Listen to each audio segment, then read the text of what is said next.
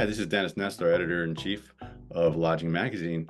Welcome to our podcast today. Today we have Adrian Cox, VP, Data Management Digital Solutions from Integra, Jason Krull, COO, First Hospitality Group, Shakita DeSources, VP, Procurement Americas for IHG.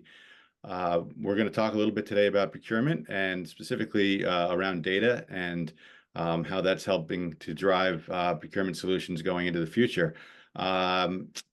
Adrian, to start with you, talk a little bit about data solutions and kind of how it's evolved in your scope and how you've seen it. So we've seen both an increase in the number of technology providers as well as the breadth of services in the procurement space over the last few years.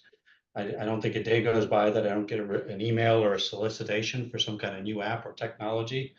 It's out there. We've seen lots of dashboard and AI assisted technology, much more user friendly and intuitive user interfaces that are much more easier to implement. Not as much training, not as much lead time. Change management, is way lower. And while we've seen a lot of things that work in the sort of better spending space, with the pandemic, see more and more focus on time, savings applications, looking at consolidating roles and functions. That sort of was brought on by the pandemic. So you see a lot more technology in that space, and a lot more open API and different tools that help you connect your systems together so that you end up with an end-to-end solution or business processes that work for the organization. Shakita, I saw you nodding along. What's your perspective from IHG? Yeah, from an IHG perspective, I think we're seeing similar trends. OpenAI has come up a lot. It has simplified in a lot of ways how we do business. At IHG, we recently launched a tool called Juno internally, and that helps us with some of the solutions that we need, from making PowerPoints easier, getting access to data from different sources. And we're just tapping into the surface with a lot of those solutions. We're also looking into different ways of how to respond to hotels and owners quicker through any issues that they may be experiencing out there in the marketplace. So I definitely agree that technology is playing a key role in how we respond to the market. It's also causing us to respond quicker, and Sure. it's creating just that appetite from owners, from hotels, from suppliers around the need for speed.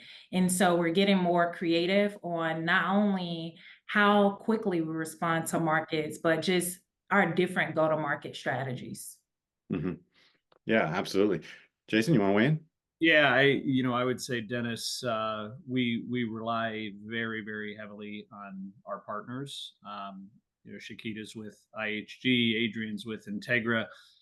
Having really the right, supply, procurement partner, and then the right brand. I mean, the beauty of it is that, we can tap into the technologies that that our partners have, and let that kind of guide our purchasing decisions. I mean, the challenge that we've had as operators is, in a lot of markets, product cost increases are growing faster than revenue increases, right? Which we all know what that looks like on the bottom line. So, in a typical hotel, call it a 300-room hotel, we'll make $4 million in purchasing decisions, and if it's a significant food and beverage operation, those numbers go way up. So we need as much detail and diligence as we possibly can around those decisions. I was going to ask you guys about product costs. What are you seeing? Because I know,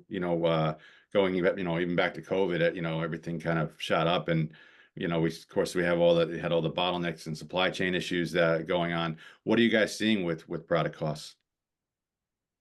Yeah, at the operator level, we're still seeing 5 to 6% in the majority of our products. I mean, some higher, obviously, some lower. It's it's tapered a little bit, call it over the last year, but you take those 5 to 6% increases and you look at most RevPAR increases in our markets at 3 to 4% maybe. I mean, that that math doesn't work at the bottom line. So you've got to get very creative. You've got to get creative in your menus, in your portion sizes, all being very, very sensitive to guest quality and what the customer wants. The good news, I think, there's more of a trend to smaller portion sizes, right? Than there used to be. So, the customer is more okay with less food than they used to get in most markets. Some markets, quantity is still king, but you got to get creative across the board and offset these costs. It's critical. Yeah, I will weigh in as well. I think similarly, we're continuing to see volatility in the marketplace is not as high or fluctuating as it was during the pandemic, but definitely still some of those pressures out there from an owner standpoint and how we support them. So we hear from our owners all the time, and the market indicates that there's still a rise in construction costs. What we see from the labor market and their ability to kind of get labor to do construction on their behalf, as well as some inflationary pressures. Similarly, we work very closely with our supplier partners to come up with creative solutions around market volatility. Most recently, where we've seen volatility has been in freight, particularly ocean freight. And we work closely with our supplier partners on ways to mitigate that. What can we put in place? How do we keep our owners better informed on when to make purchases so that we're making smart decisions together despite some of these market conditions? We also have seen where financing remains a challenge in the market and working with banks. And at IHG, we recently launched an initiative to have a partnership in which we can help owners find financing solutions. So those are some creative ways, to your point, that we've been trying to work with our supplier partners to offset some of these market challenges that we're seeing. I would agree with you, Chiquita. I mean, I think that the overall high levels of inflation have come down, but I think they've proven to be pretty sticky and in continuing to come down. And what we see is that on any given month, you can have different commodities that then have spikes due to supply chain shortages. So we had, increases in pork prices a couple of months ago, and now those have subsided. But now we're looking at, an issue in dairy and cheeses. So I think you're going to continue to have sort of supply chain things cause issues in specific commodity areas that then I think better you're able to see those trends and react to them quickly. It's where sort of technology can help, and you can swap out those things. If avocados go through the roof, then maybe you take those items off the menu and you replace them with something else. So being able to react to those changes as they come, I think, is going to be the key to the future. But things have improved, though, Adrian. Yes, in Yeah. terms of Overall, it's down, but it's getting kind of sticky. It doesn't. The further decreases are smaller now at this point, and you see spikes and dips in individual categories. Yeah, we talked a little bit about data. I'm just curious how you go about determining, and anyone can answer this, the relevant data. You got so much at your fingertips now; it can almost be too much sometimes. How do you kind of parse through and figure out what's relevant and how to leverage that? Yeah, I can take a stab at it first. I mean, the first thing when people start to talk about leveraging data that I always point out is you've got to start with complete, clean, and well-organized data. The old saying of garbage in, garbage out, still holds true. So, when we look at what data we want to try to provide to our clients, we look at sort of what the supply chain strategies are, the differentiations, your strengths and weaknesses, what the organization's priorities are, and then let them lead you to sort of the right KPIs on what you're looking for. Is it around pricing trends? Are you trying to identify anomalies or product availability, food cost patterns?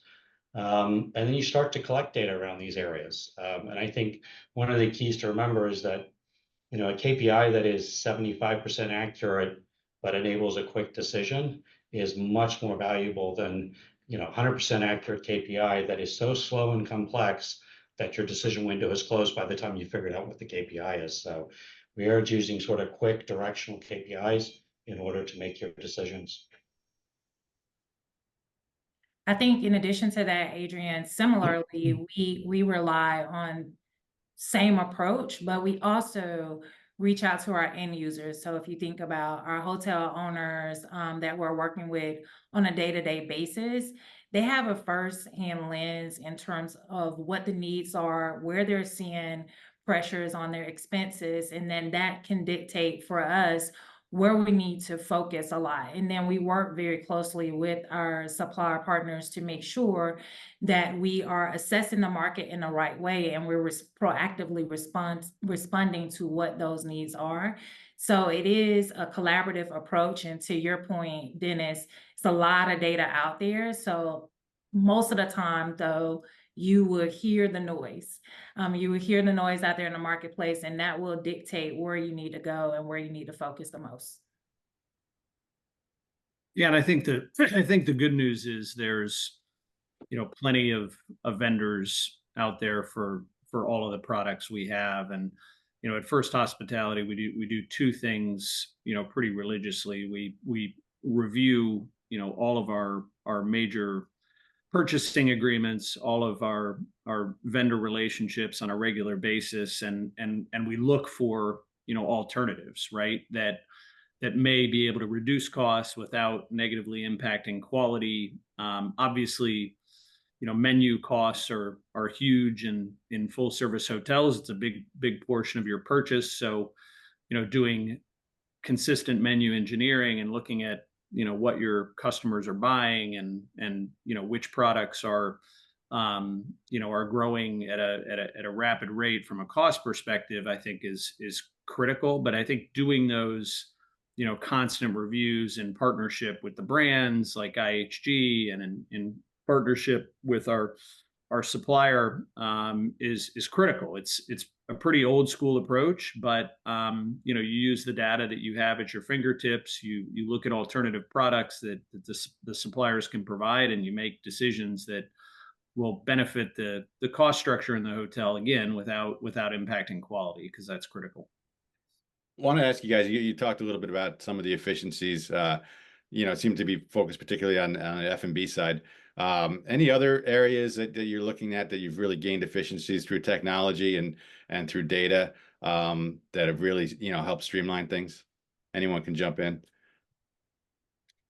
Well, I support everything beyond F&B. I also look at decor elements through our furniture, fixtures, and equipment, as well as operating supplies and equipment, energy costs, any of those areas within the hotel. So we look across at different efficiencies. As a matter of fact, we have an organization within my team called Value Engineering.